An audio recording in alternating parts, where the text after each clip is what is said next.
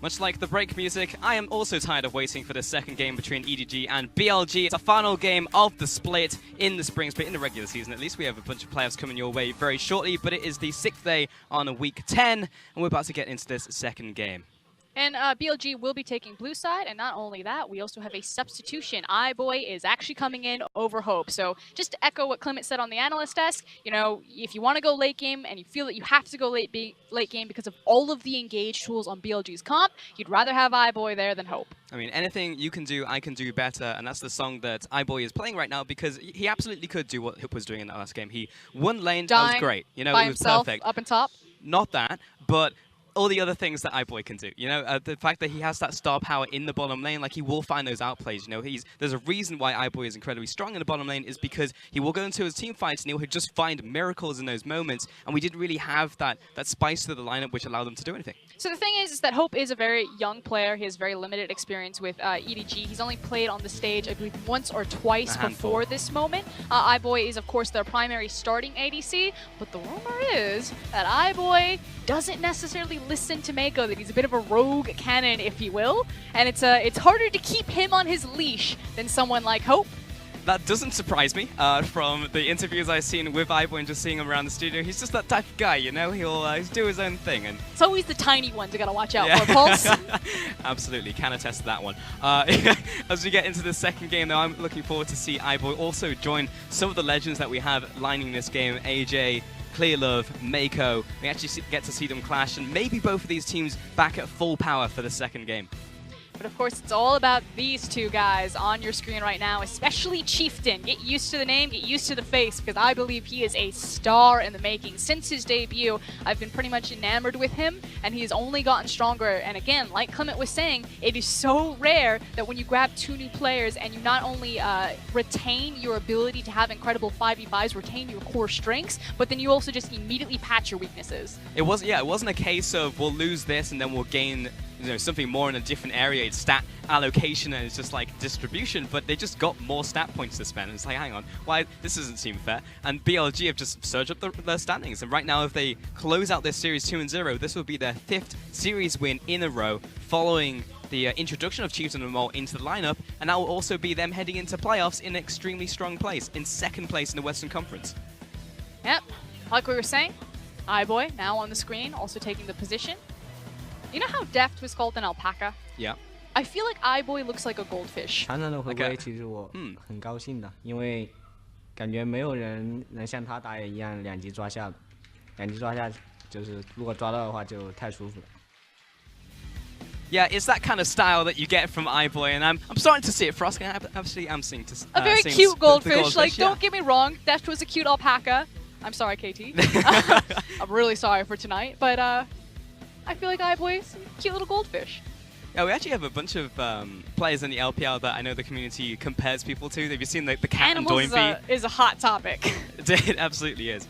Yeah, we're about to get into this game very shortly. The crowd is still here, and I feel like it's actually 100% EDG fans. We didn't get the BLG chance in Game 1. As soon as EDG lost the first game, crowd is absolutely silent. So I'm actually just going with the fact that EDG's fan club might have just bought out the venue today.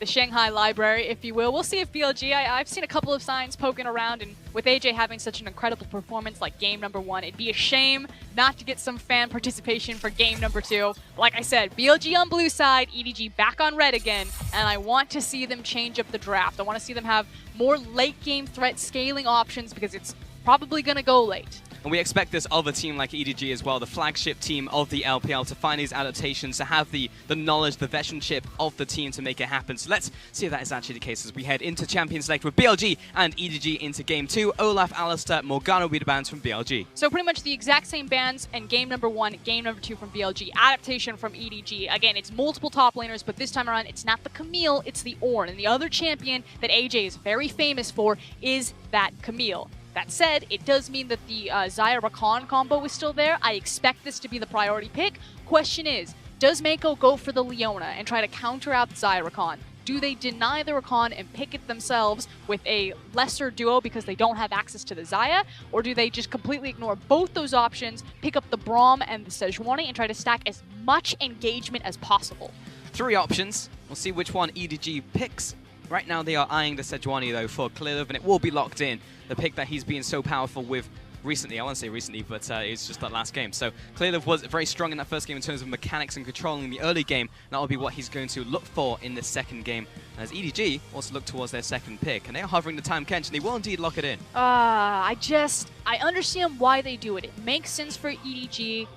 Again, it's about the piloting, it's about their macro setup. If you give them time, they're not a team that's very good on reactionary plays. They're actually better when they get to pre-plan their plays, 1 minute, 2 minutes, 3 minutes in advance. And so a champion like Tahm Kench can be quite beneficial to making very quick multiple rotations, but it's just not working for them to denying this strong combo. I can't believe they gave away Xayah and Rakan again.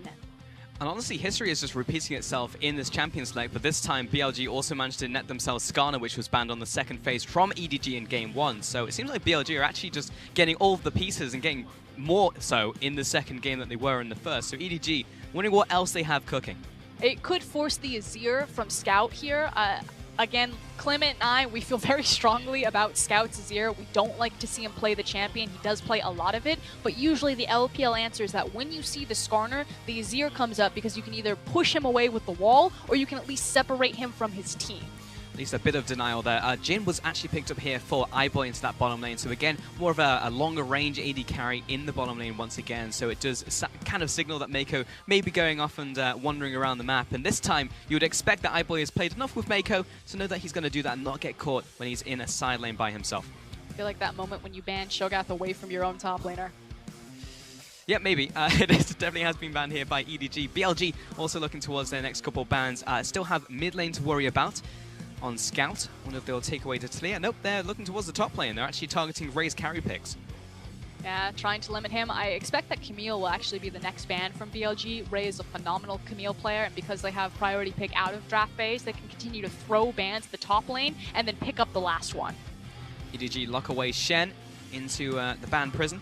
We'll take that away from both Road and Amazing J. Take that flex option off the table. I mean, maybe you leave it open because you still have access to the Vladimir and the Camille if you want to have some carry, and maybe you just make this a throwaway on something on the mid lane.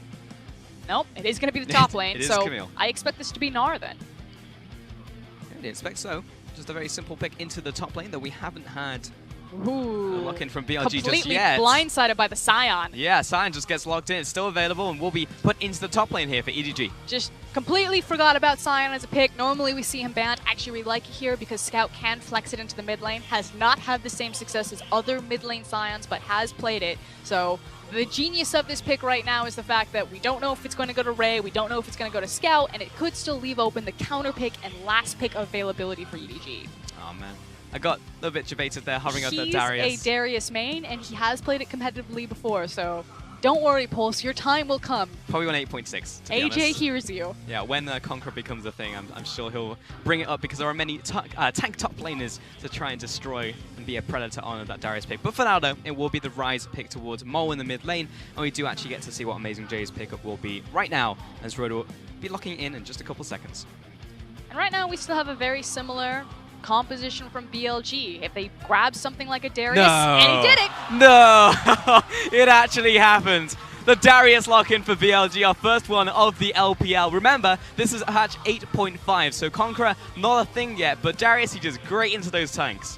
And the thing is that AJ is a legacy Darius player. He is known for 2 champions. It's Garen and Darius. That's the kind of guy. If you have no idea who AJ is, you see those 2 picks, you know exactly who AJ is. Well, I think Nautilus fits into the formula there as well. I remember lots of Amazing J Nautilus plays, but oh man, I'm just fixated on this Darius. Here comes the Talia once again for Scout. He gets another star lock-in for himself. EDG will try and play around this one, but they have made slight adaptations in terms of their comp, but largely a very similar thing that we're seeing here. Yeah, it's a lot about the chase potential. Again, an open map is where EDG want to hit hard, but it means that they can't fumble their mid-game again. They need to capitalize on Talia when she's strong and not just let her get her outscaled by the Rise again and try to force front to back. That said, they have denied some of the engage potential from BLG, but that is still Road on the Rakan, and I think that might be the biggest oversight from EDG in this draft. Plus, Chieftain gets his grubby mitts on Skarner as well into the second game, and he's been so good on this pick, finding those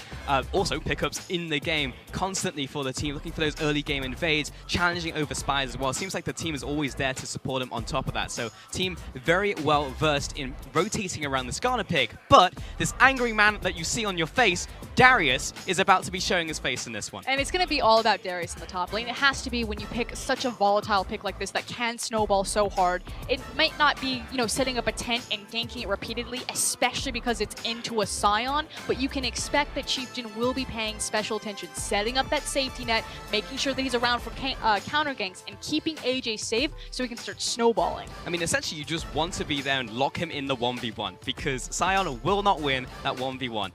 While he gets the push on a lot of top laners, he's able to just win the war of attrition. Darius just walks up to Scion as he's charging up and pulls him in and say, "You want a war of attrition? I'm just going to kill you." And one of the big things about Scion is that while he is a mana-based champion, it feels like his spells don't cost mana. He just gets to spam them all the time.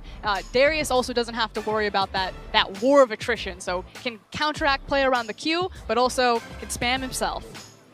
With one game buffer, BLG pull out a very interesting pick into the top lane. EDG, something very similar to the first game, but BLG, it seems like they may have even just gotten more powerful off of this draft from game one, and that was already a spectacular performance from them in that first game. Let's see if little brother will try and make this one a 2-0 sweep over EDG.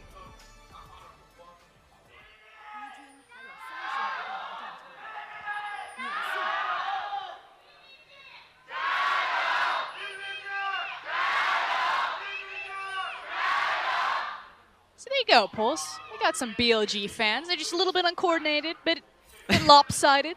I think it's because they didn't have the ringleader in the first one. They all looked at each other and was like, oh, no one shouted, so I guess we're not doing our chant today. But yeah, they've organized themselves for our second game. Once again, we are looking at Clearlove on your screen. This is the first series that he's been back in the Spring Split here in 2018. Have not seen him at all this year. It's the first time since 2017. And again, reminder that while this game has no playoff implications for Edward Gaming, it does for BLG. A win here would mean that they would secure second in their domestic split and get them the quarterfinal bye. But it would also put them on the same side of the bracket as Royal Never Give Up, Team WE, and Invictus Gaming. And there's a lot of scary names there, and if you look towards the top side of the bracket, you have Rogue Warriors who've been slumping massively, and it's like, actually, maybe the top side of the bracket doesn't look so bad right now. But we get to see Darius in the top lane feel like a kid on Christmas, because he's going to be picking up Phase Rush as well, and it means that he has such easy access to use the Phase Rush onto Sion. He just walks up, hits all of his abilities, rolls his head across the keyboard, and just continues running at Sion. That's how I imagine every Darius actually plays the game. They just roll their face along the keyboard. So we take a look at the masteries here.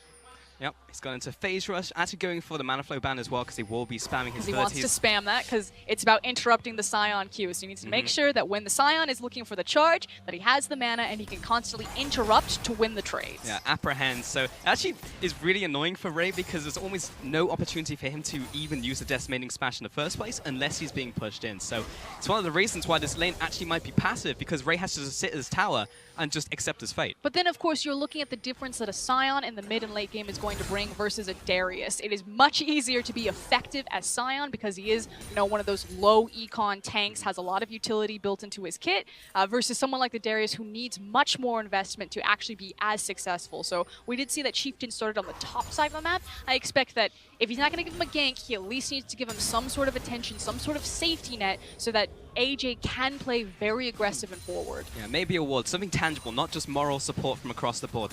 He really wants to see that Skarner on the top side, because it's actually Clearlove who is pathing from the bottom to the top side currently. He's about to invade into this jungle from EDG.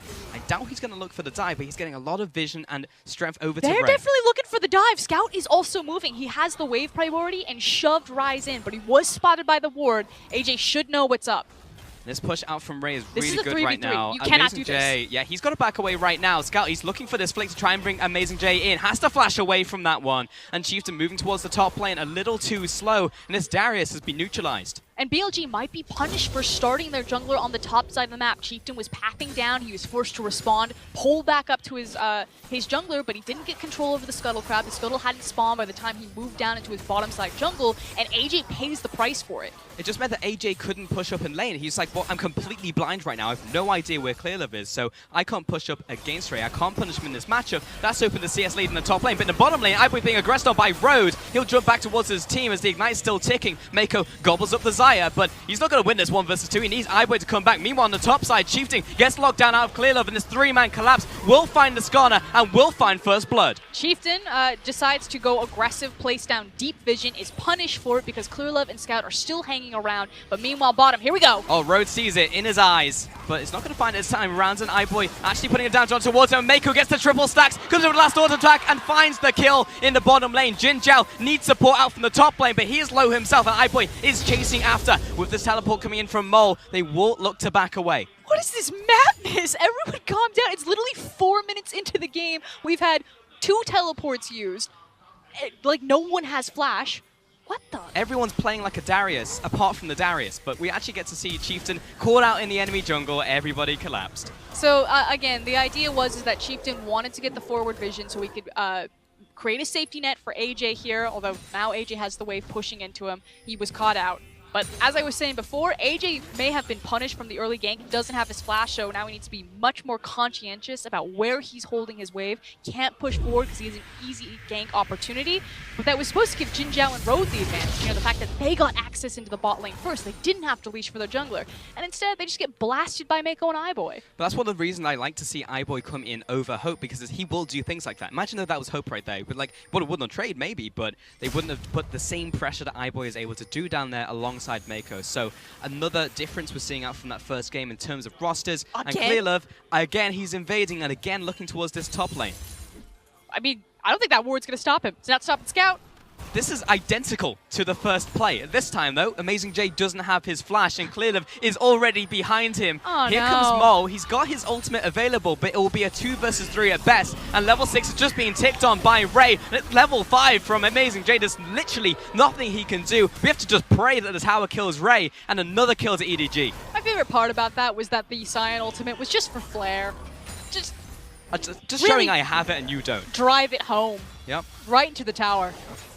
This is just sad. This is just making me depressed watching this game. Here in the bottom lane, again, another knockup. It's going to be gobbled up again. Mako saving iBoy and continuing to win these trades. But the thing is what are BLG going to get on the map if EDG are going to throw so many resources at the top lane? And frankly, it's been a Wolf Camp, a Gromp, and that's about it. So Chieftain needs to make this count, but unfortunately only level 5. He's just trying to power farm as quickly as his little Skarner legs can towards that level 6 so he can start making an impact and punishing these very early plays from Clearlove. Because EDG have not really sacrificed a lot from it. If anything, they've just gotten ahead. Scout's got the 2 early kills in the game. Chieftain is again caught in enemy territory. He has level 6, but he doesn't have a team, and that's probably going to be the most important thing here. Jin Zhao and Road move up, but Mako already has the stacks to get the Devour, and he's going to be flicked back towards EDG once more. Chieftain eventually falls, and Mole is looking to evacuate. The bottom lane does not want to be here anymore, and with the wall cutting them off, it seems like lights out here for the bottom lane of BLG. Jin Zhao is going to pay the iron price. Seems very reminiscent of game number 1. But this is before BLG made some sort of counterplay. It looks like EDG cleaning up their early game performance, not going to overstay. Maybe not. iBoy's like, nope, pushing forward. It's iBoy at the end of the day. But EDG, with 5 kills in this early game, have snowballed so incredibly hard. And we're just 7 minutes into this one. EDG being incredibly proactive. And you've got to look towards the shot callers. Clearlove and Mako, he comes back into the team. He was proactive in the first game. This time, it's been more bloodthirsty. And also the fact that Scout is now sitting 3-0-1, almost 100% kill participation alongside Ray and Clearlove. So it's been all about the top side of the map, which isn't something we normally say about EDG. It's usually all about their bottom side. So, you know, hats off to EDG. I didn't really like the Tahm Kench pick. I wish that they would have picked something a bit more proactive, but it's paying off in spades here because they don't need to give attention to bot lane. They have the safety of the Kench. They can put all of their resources and get Ray going. And the problem is now for the Darius in that top lane is Ray is going. He's picked up 2 armor items in the form of the Tabbies and the Graceful any Shroud. damage to him. And exactly, it's pretty much that. If you're playing a snowball pick in the top lane in any solo lane, if you fall behind in terms of key breakpoints for the tank that you're trying to kill, you will not be able to kill them for the next 5 to 10 minutes, and you're constantly racing against the curve that's already in front of you. Which means now that AJ is just looking for any sort of access outside the lane. He still wants to skirmish, he still wants to try to find his way back into the game, which would be snowballing via kills, but it's not going to happen in the top lane. As long as he's isolated here, Cyan's just going to be the more worthwhile pick coming into the mid and late game. So he needs to either shove the lane or make some teleport plays. He's got to get out of here. 100%. And then you have to look towards the Darius, and it's like, what does he do? Most likely he'll move towards the Black Cleaver as his first item, as all Darius's will, but then we're expecting more of the tanky items, so maybe he'll join the team and then look to get those 5 auto attacks down and be a monster with the extra damage he gets from Noxian Might, but that's all he can look towards now. It's not about Snowball. Good news, though, is that Chieftain is finally over level 6. You saw him use the ultimate in that last team fight. I feel like he chose the wrong target. He grabbed Sejuani when he could have grabbed, I don't know, maybe a damage-oriented target like Talia. Yeah, for sure. Ivory stepping up, but he has Mako right behind him, ready to help out just in case he's aggressed on by Jin Jiao. And EDG are able to challenge his vision in the bottom lane. We're actually seeing Clearlove and Chieftain lock claws in the river right here, but we've got Scout rotating. Yeah, so we're just trying to control the neutral vision. BLG want control of that highway, so Scout doesn't have free access to use the Talia wall down there. That's usually the signature EDG play. They love to play this type of shell, this type of composition with Talia, and it's always, you know, shove lane forward, get the wall behind the tower and dive. This is nice from Amazing J. This is what he wanted to happen, you know, a good 5 minutes ago, but this time Ray he simply walks away because he has all of this armor. Yep, it has his teleport coming back up, so even though this wave is being pressured, although he may not want to use it here, because it would be TP disadvantage as EDG are setting up a bot lane play. They may just try to force the tower versus force a dive. 4 members already here, and Road comes in for the preemptive engage, but he is just locked down to high heaven, and will eventually manage to get out, though. EDG didn't have the damage to finish him off, but he is absolutely out of this fight. And reminder, both top laners still have their teleports, but no one pulls the trigger. AJ didn't even glance at it. They just decided to give away. Here's the teleport, though. It's out from Road, though. He has swapped up his summoners. And EDG are actually moving up now towards the dragon area, seeing if anyone from BLG will poke their head in and just get control over this area. Actually seeing a recall out from Clearlove, so it doesn't seem like EDG are going to be picking any objectives off of that play into the bottom lane. And that was a credit to BLG. Great back management there, making sure that they kind of took it in shifts. Road goes back. He's got the, spears, orbs? What do they call it for the Unsealed Spellbook? Crystals? Shards? Shards. I was like, spires, splinters. You had to see the arm movements from Frost. That really made it for me. There was little hand movements. I was like, ET She's turning over into here. a crab. I was like, what's happening? He had the shard available, so he had the TP. So just making sure that they're communicating. Okay, Skarner, you gotta sit here. I gotta complete my bag. Then I'm gonna teleport. And it seems small, but if you make those small mistakes against EDG, they will kill you. They will punish you. Give them an inch, they'll take a mile. The old phrase definitely rings true for EDG and a lot of our old standing teams in the LPL. Amazing J is just equalizing on farm. This first time he's actually been ahead in farm in this top lane, and Ray has absolutely done his job. This is what you want to do if you're a Darius. You want to get lane advantage, and as you're pushing the top lane back to his tower, I'm not going to talk about that because Chieftain's moving towards the mid lane looking for the flash and the impale. Mo has locked him down, but there are multiple people turning up to the scene. The heal out from Scout. He's eventually going to go down, but Mo has to overextend for the kill. Oh, so close for the rest of EDG to show up and carry Scout to safety, but ultimately it is a 1-for-1 trade. Both mid laners fall. And that's the first kill and the first of anything actually from BLG. So there's no possibility of a perfect game anymore if you're EDG, and Road collapsed on. Clearlove with these leads have been absolutely insane over this series, and Road, well, he runs away with the quickness. Chieftain is all by himself, and Road stepping back may have secured his doom as well, because iBoy is about to open up with the curtain call. Fancy misses footwork. 2, looking for the 3rd. Where's the 4th? Jumps over the wall, misses the 4th, and Road, he's screaming happy feet because he's out alive. That said, his jungler definitely died for his sins. So while Road does make an impressive individual outplay on his fancy footwork, Chieftain's still looking at him like, brah, what happened there? Why was that circumstance even a thing? 0-3 in this game, Chieftain actually showing the scoreline of Mole in the first game. But this is the big win here. The fact that it pulled Ray from the top lane, so there was no one to hold the creep wave off of the tower, meant that AJ got a lot of time and a lot of work with it. And he may win the race for the for the first brick. So BLG, yeah, do exactly this. Throw everything in the kitchen sink up in the top lane and try to get this broken. Ray's lower mana as well, and he doesn't have his ultimate. He has flash, but that's pretty much it. If BLG collapse on this guy, he's probably going to die. The tower's already dead, and the apprehend comes through first. Here comes Amazing J with the chase down and the lockout from Mole, chasing down Ray. This phase rush will keep Amazing J in range. Now he's got the ultimate ready to go, and executes Ray on the spot. And so what this should mean is that EDG will have priority over the bottom tower as well as the dragon, but BLG can move towards the Rift Herald. So there's still a lot of potential for BLG to trade up in terms of standing gold and structures. I think Road and Jin Zhao need to make the correct call here. Just back off the tower, give it away, maybe waste some of EDG's time, but this should be about top tower and Rift Herald. Our first tower has done a lot to help out BLG here. In fact, it's actually equalized the goal totals, even though EDG are leading in kills by 5 in this game. They don't know where really Bilibili is. And this is the key difference here. Normally, the jungler would already be bottom to force this tower one-for-one trade. Hold on. Engage out from Road, but there's the save from Mako. Spits out his AD carry, and he's about to turn this one around. Sets up the Deadly Flourish, and will find his 4th shot onto Jin Zhao as well. Big crit. Wow, a very greedy move from EDG means the tower doesn't fall, and BLG now have all of their pieces. We could be looking at a 4v4 very quick. The jungle contest was there, and clear love. Yeah, it's a nice flick from Scout to really end the aggressions and the hostilities in the jungle there, and BLG will find their fight today. Yeah, I say that, but I think like someone's about to be collapsed on it. It's Amazing J. He's completed his Black Cleaver, but now he's 1 versus 4. Make that 1 versus 5. There was no getting out of that one. Just a really tense moment.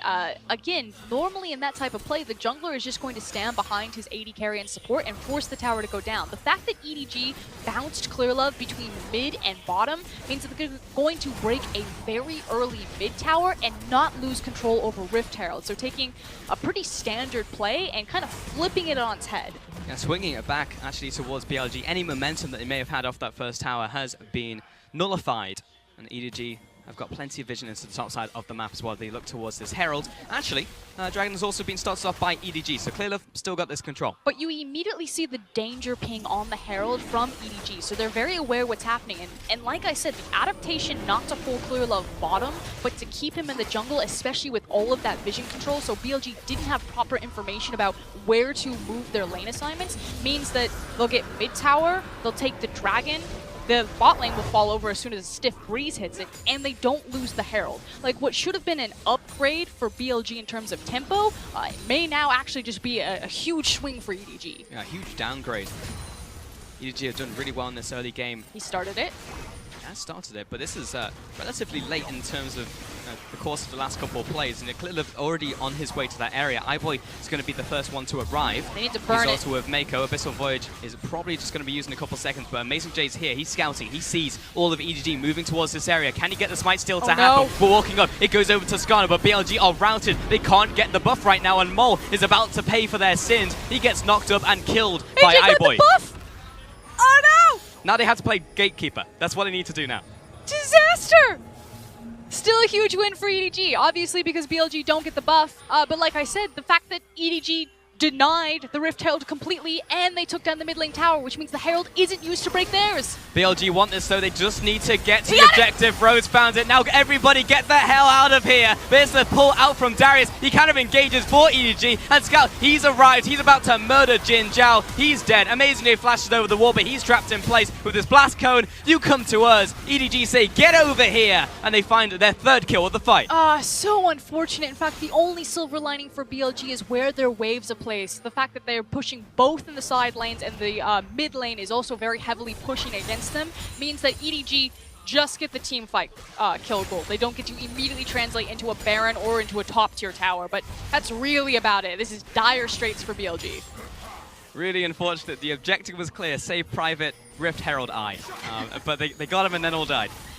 Road is the hero we do not deserve, forces the flash, uses the quickness. He's like, okay, boys, now get the hell out of dodge. But a beautiful Talia wall from Scout. This is why we praise him so highly on the champion. Locks down the choke point, and then EDG just fish in a barrel. And I'll be honest, it's unfortunate being a Darius here because you say to Darius, disengage, and he says, what's disengage, and hits his apprehend and pulls them towards him. And he's just like, well, I guess I've just engaged for the enemy, we all die. EDG get even more off that play, and now they take the goal lead on top of that as well. It's just like a kangaroo. He can't go backwards. He can only hop forwards. Yeah, there's no retreat. It's only forwards. Do you know how fast a kangaroo can run, Pulse? This is going to be a crocodile moment again, isn't it? Tell me how much, Ross. No, it's fine. You got me. Okay. That's a throwback. It's an old meme, but it checks out. Meanwhile, in the mid lane, we'll be clearing out this vision once more, and BLG just really trying to hold on to any of the vision that they can right now and just try and get any information, but EDG is just running them dry. The good news is that they still have the option just to kind of sit back on their laurels and continue to scale up.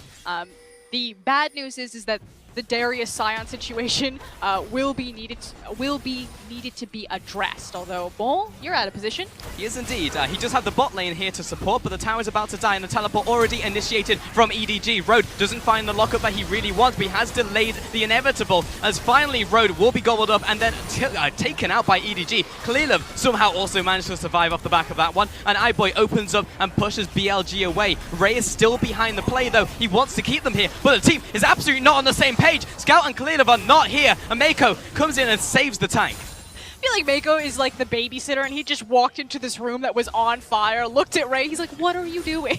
Please stop! Sprints towards the baby, and it's like, come with me.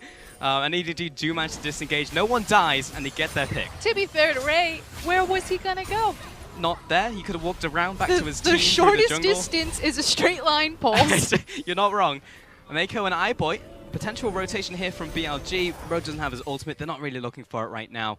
And with 7 seconds left towards the Baron, EDG want to go back, spend all the gold, consolidate their resources, and then head back over, place down the vision. And they've got a lot of big breaking points, especially for the mid game, and especially on Sion. Usually when the tanks have access to he's got a fully completed armor item in the Frozen Heart, but then he also has his MR and his Ninja Tabi. So Ray is a massive frontline, which means at this point in the game, EDG have so much engage potential between the Taliyah ultimate and the Sejuani ult, and now they also have the tank stats to back it up. So they are looking for a fight. They are very keen to do so, whereas BLG needs to start splitting up their map. Attempt to use a 1-3-1, use the safety of Xayah, use the mobility of the double, not double teleport, but teleport and realm warp, and try to kind of stall out this game so Rise can start taking over.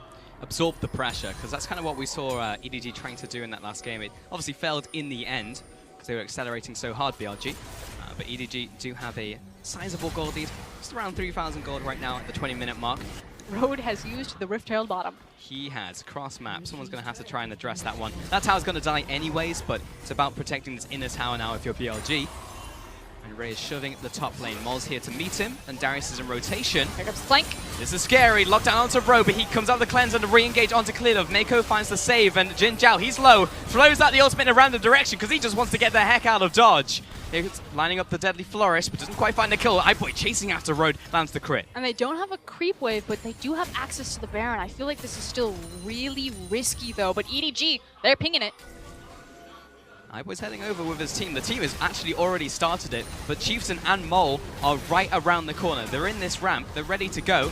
Here comes the wall and locks away Mole, but Chieftain is over the wall, and that's the engage. That's really what EDG were looking for to try and find the kill. The flash after the slowdown, the knockup onto Chieftain, but it's still not great from EDG just yet. And Scout almost assassinated in the backline by Mole. And BLG, they're looking to turn this right now. Amazing J stepping up and Road almost dies. Oh, the snipe from iBoy will finish him off. Showcasing why he was subbed in for game number 2. iBoy is still the stronger, better, faster ADC. Finds the snipe and pretty much finds any sort of saving grace from that Baron call. I thought it was pretty fishy to begin with, and it definitely didn't pan out. But it was a kill. It worked out in the end. Oh, that's what matters. Yeah, exactly. But BLG, that's given them plenty of time now to regroup, head towards the Dragon, an objective they probably shouldn't have been able to get towards in the first place. So the thought process is that you chunked out Xayah enough that she needs to make the back, that you feel that you're confident enough approaching the Baron and trying to burn it down, or if they try to approach it through a choke point, you just turn and kill them. Problem was, the Taliyah wall did nothing but lock EDG into lock EDG out of their primary exit path, which would be running towards the top side of the map, and the Skarner and Rise were still full health. And that's what happens when that is the circumstance. Now, one dragon to one dragon, both going to be mountains. Next dragon to spawn will be the Cloud Dragon. And Amazing J moves to the bottom lane. So we eventually managed to get our 1-3-1 lane assignments as we take a quick look at the gold, and also the Darius Sion interaction as Sion charges up his Q and Amazing J clicks his E button and wins. In terms of gold, though, equal on the top side. The big difference is around the bottom side of the map. You can see Scouts ahead. iBoy is massively ahead of Jin Zhao as well.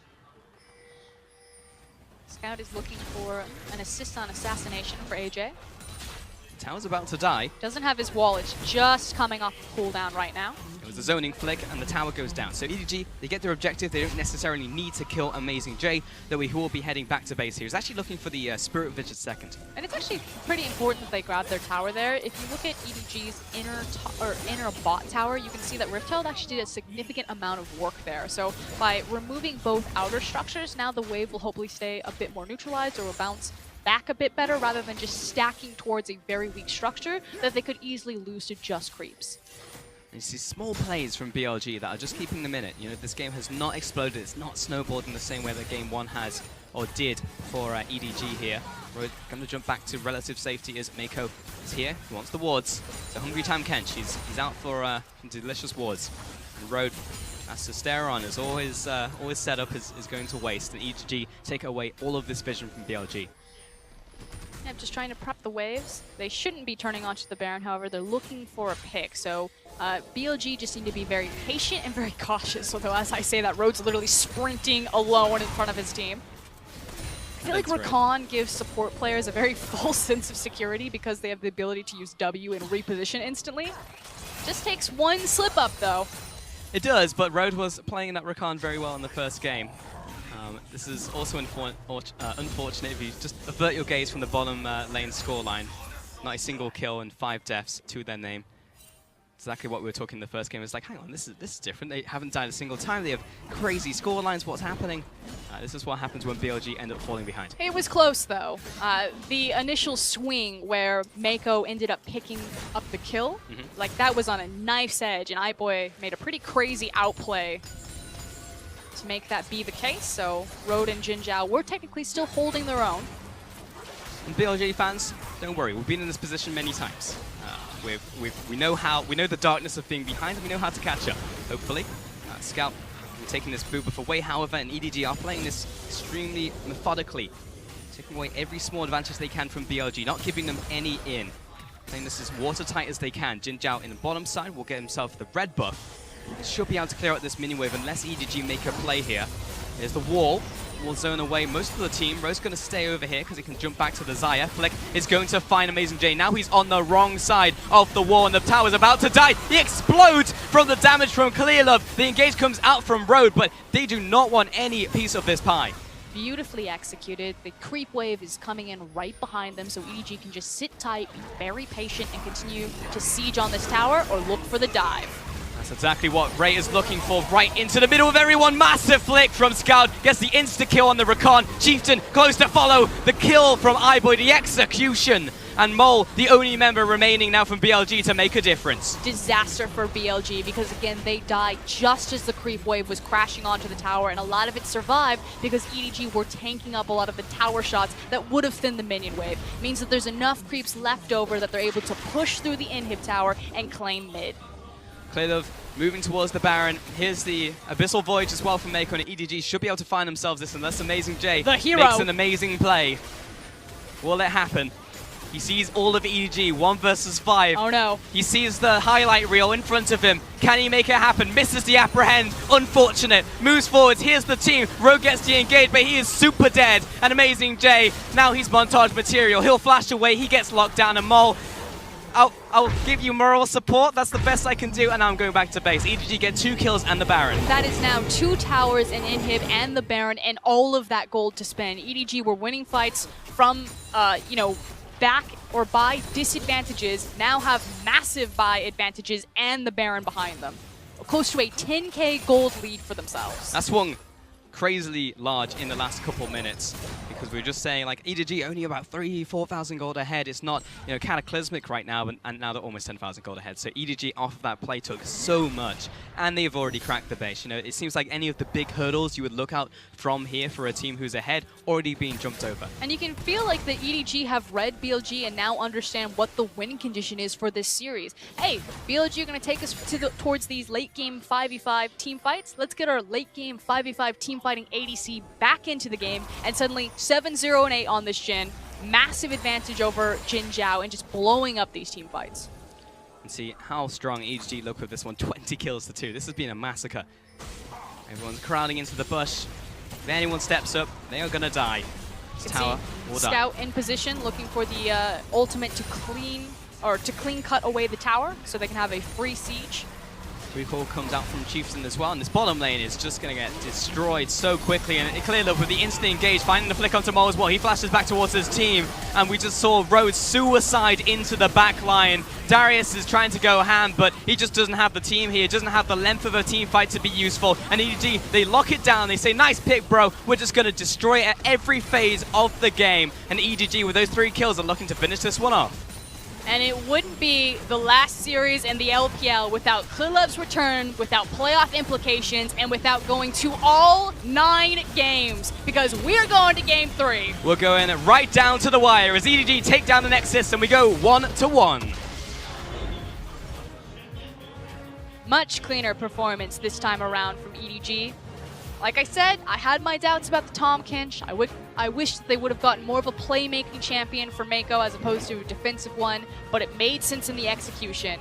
They weren't going to give their attention to the bottom lane. It was all about countering out the Darius pick from AJ, throwing multiple ganks up and towards the top side, and allowing Kench to just babysit Jhin until EDG were strong enough, had a gold lead, and came and picked up the kids. Honestly, it was just perfect. EDG did exactly what they needed to do to shut down a pick like Darius. And honestly, I don't think BLG necessarily played around the pick correctly. Chieftain started in the top side, moved towards the bottom. Amazing J was just sat on top lane island, stranded by himself. But we see this all the time from AJ. He is actually very arrogant and very greedy. You look back towards his gangplank, you know, he doesn't run Grasp with the Undying on GP. He runs purely the Klepto despite matchup, and he starts with a Sapphire Crystal for an early back for a Sheen. You see this all the time where he will, you know, just outplay his the enemy team and greed for these advantages that he really shouldn't get. So it could have been his call, you know, it's fine. Allow Xayah and Rakan early access into the bot lane so they don't have to leash for you. Start topside. I'm okay. Like, what are they gonna do? Dive me at level 3? Yes, and then we'll do it again and completely shut out the Darius out of the game, unfortunately. And it was kind of a cocky move in the end, and it was punished here from EDG. You cannot just disrespect a team like EDG like that. And that'll be them finding the second win and actually moving us to a game 3. So EDG, they're showing what they're made of. And it feels like the answer was to ban away the Ornn, so we'll see if AJ has anything left in the wheelhouse. Yeah, well, he has a Darius. I wonder what else is in there. For now, though, we're going to send it back to the analyst desk. Look, the only thing that better be in that wheelhouse is going to be an Ornn, because that Darius was horrible coming out from Mace J, as well as Chief, the BLG in general. As much as it looked like EDG were getting pick after pick, and they were starting to look like they were snowballing, halfway through the match, EDG were only 1,000 gold ahead of BLG, and a turret actually equalized the gold lead. They just kept getting picked after pick. They were in such messy positions, awkward positions, time and time again. You have to call them out. 5 people dying around Rift Herald and finally picking that up. Like, that was some pretty atrocious, to be honest, right there. Like, kills and kills going over to them. They just didn't feel like they were in the mood to really play. And we have to talk about the Darius pick, all right? The first thing the Darius pick is that, okay, cool. I think the situation for the Darius is called for. There's a double tank coming from the enemy jungle and the enemy top laner. It's going to take them a really long time to actually kill AJ in the top lane, and he can get his regen off. He can heal multiple times so that, yes, I think the Darius is actually an okay pick. It's not 8.6. He doesn't have Conqueror, but it's an okay pick. The problem is you do need to play around the pick for it to be successful. This is a pick where you don't win lane, you don't do anything. And I have to say, if they're not playing around that Darius pick, which they were not, and EDG were able to play around the pick quite nicely, Sion conceded the lane to start, pushed back in with a heavy wave and made sure that EDG were up there to gank. And after a couple of times, he had enough items to go toe-to-toe against Mason Jace Darius. But what were BLG playing around? They weren't playing around bottom lane. They weren't playing around Mole in the mid lane. Chieftain was wandering around Clear Love's jungle, getting caught in between 2 camps for I don't know why. What were BLG playing around in that match? I don't know, man. Chieftain dying 3 times early on, in really odd positions without the backup of his teams. Like, this game felt really weird, and it's really hard to analyze because I feel like BLG kind of threw the game 50 minutes in. The jungle was already dead 3 times. There was no backup. And we can say that. We can say that they, at 50 minutes in the match, EDG were able to capitalize on the mistakes made by BLG enough to punish them. But were they really? Because until that Rift Herald fight, again, they were almost even in gold. They were about 1,000, 2,000 gold behind. They had fights in the top lane, which looked really poorly executed. EDG were pushing for dives underneath the turret when there were multiple full health members of BLG there ready to defend it. And the execution of BLG just looked poor. EDG, they were a little bit messy, a little bit sloppy, but they were able to punish these mistakes a lot easier. Yeah, definitely. We could see EDG having a much stronger focus into the bot lane. The Jhin is a good matchup into the Xayah, and I expect to see that play out again and again. They are putting all of their marbles into the bot lane. However, it's really interesting that you noted the early deficit, the small amount of gold that they actually had in the lead over BLG. And the reason is because that Ray actually used 2 teleports from the top lane unnecessarily, didn't get any assists off of it, and that actually gave AJ a way back into the game. They took first brick in that game, and were actually very close into the gold lead right there. So that's one point EDG needs to take aware of, but BLG overall, man, just shape up. If you want to play around the top, go all in. Yeah, if they want to pick Darius, actually play a strategy to remote focuses around it. And in fact, even if they're not going to focus on Darius, have some sort of play coming in the match. It just looked like BLG were all out of sorts of game number 2. 9-day performances between games 1 and 2. Not only was Amazing able to catch up in CS though, allowing the gold to creep back up, but Chieftain was ahead in CS in the jungle. It didn't matter too much because Clearlove had multiple assists. He was at most of the ganks and kill participations, but he also picked up MVP for game number 2. He had a stellar early game, actually picking up 15 assists for his team early on, and he was just all over the place. The first early top lane dive, and then the second one again, and then going bot lane, reading Chieftain like a book, catching him out in his own jungle. I mean, we can talk about it over and over again, because I'm happy to sit here and roast BLG for their performance in game number 2. But let's talk about Clearlove for a little bit, because this is his first series back on EDG. First game was with Hope. It didn't look too good, where he was able to make a play that actually allowed BLG to get back into the match and actually secure the victory there. However, he was making nice mechanical plays. He was working well with Mako as well, who's had 2 games at a time catch. What do you think of his performance so far back on EDG? I think it's pretty good. I think the big thing you notice is that there's a lot more pressure being levied onto the enemy jungle. The enemy jungle can't get away with a lot of the things they can get away with on Haru. Every time Chieftain walked into the jungle, he was immediately punished by Clearlove. Clearlove has that experience where he knows where you are, and he can instantly call his teammates and coordinate those traps to really keep you dead inside of his own jungle. And he's looking good so far, so he still has one more match to play, and the question will then be, will he play in playoffs as well? Yeah. We saw 2 AD carries played already. Hope played game number 1, iBoy stepped in game number 2, and this is the roster that most people speculate to be the playoff roster for EDG, with iBoy as well as Clearlove in the roster. And again, looking much better and bringing in the AD carry that they played with for majority of the season. Yeah, definitely. I've said this again, and I'm going to say, I've already said this, but I think there's nothing that Hope can do that iBoy can't. iBoy is the mechanically superior carry over here, and I do think this is the roster that they're going to finally lock themselves in. So the only other thing I have to ask then is, when we talk about Hope playing, often we say that Hope is the player that they can leave to his own devices and allows and unlocks Mako, which we thought might be a good thing with Clearlove playing. Is that still the case with iBoy? Can they still allow iBoy to play on his own? Because normally when that happens, they pick him off time and time again. He makes these awkward mistakes. Does he still have to adapt to what Hope can bring to the team? It's almost like an Uzi style, where you have to have enough stature on your support to really tell him what to do. And I think iBoy, sometimes he has a mind of his own. He won't always listen to Mako. That's kind of the discussion between those two. So Hope, I feel like, is kind of the stress test just to get Mako used to playing around with Clearlove. And when that's already set up, they can bring iBoy back into the fold. Well, let's check back in later on to see what the roster for game number 3 is going to be. And that's going to be the final match that we have in the regular split of Spring Split of 2018. Let's go to a quick break. Back with game number 3 in just a bit.